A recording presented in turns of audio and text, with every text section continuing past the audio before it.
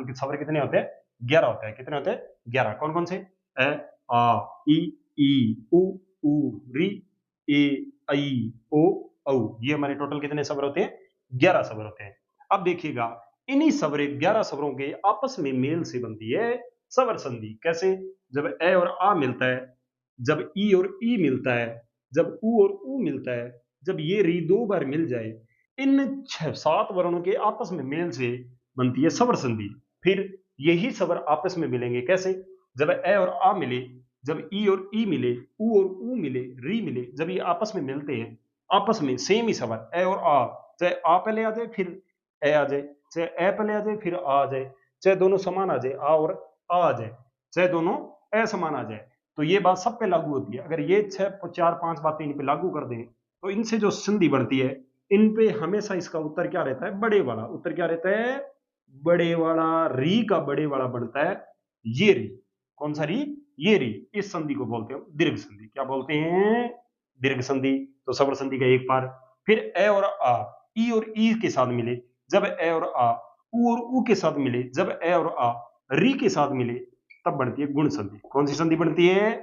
गुण संधि। जब ए और आ किसके साथ? ई और ई के साथ, जब ए और आ उ और उ के साथ, जब ए और आ री के साथ, तो बनती है गुण संधि।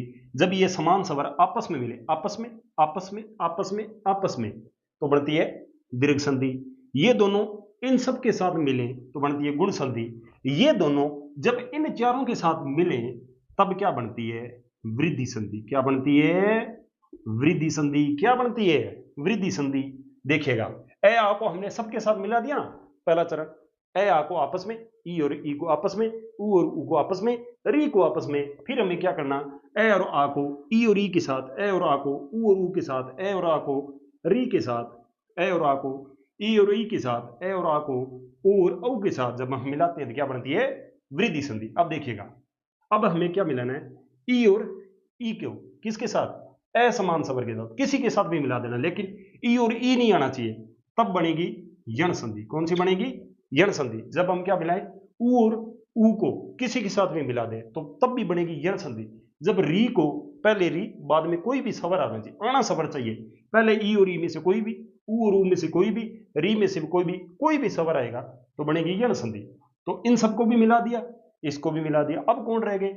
ई और आई, ओ और औ। ये किसी भी असमान स्वर के साथ मिल जाए। कौन? ई और आई, ओ और औ। तो यहां बन जाती है अयादी संधि। कौन सी बन जाती है? अयादी संधि। तो मिलते हैं इनके डिटेल वीडियो में, तब तक के लिए नमस्कार, आदाब, सत्यम, जय हिंद।